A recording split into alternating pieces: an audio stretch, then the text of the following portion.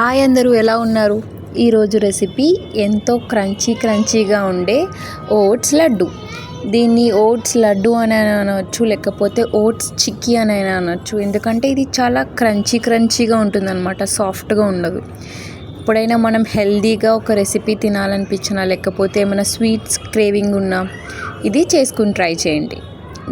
డైటే ఉంటుంది అండ్ ఇంకా మన క్రేవింగ్స్ కూడా అయినట్టు ఉంటాయి. ఫస్ట్ ఏం చేయాలంటే ఒక కప్పు ఓట్స్ని తీసుకుని కాసేపు ప్యాన్లో ఫ్రై చేయండి. మరీ ఎక్కువగా ఫ్రై చేయాల్సిన అవసరం లేదు, కొంచెం సేపు జస్ట్ అలా రోస్ట్ చేస్తే సరిపోతుంది.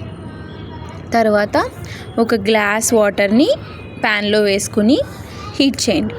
హీట్ చేసిన తర్వాత ఎంత కప్పుతో అయితే మనం ఓట్స్ తీసుకున్నామో అంత కప్పుతో బెల్లం తీసుకుని వాటర్లో వేసి బాగా తీగ పాకం వచ్చే వరకు మరిగించాలన్నమాట.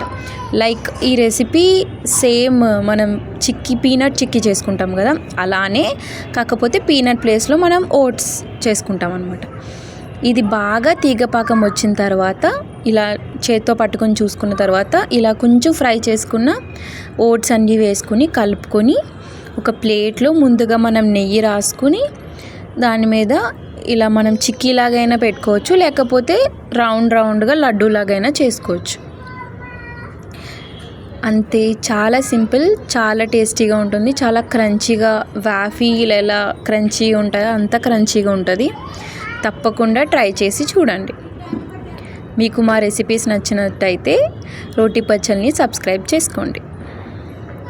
చూసారు కదా, మనం మెయిన్ ఏంటంటే మనం వేడిగా ఉన్నప్పుడే దాన్ని రౌండ్గా లడ్డూలు చేసుకోవాలనుకుంటే కనుక వేడిగా ఉన్నప్పుడే రౌండ్స్ చేసేసుకోండి.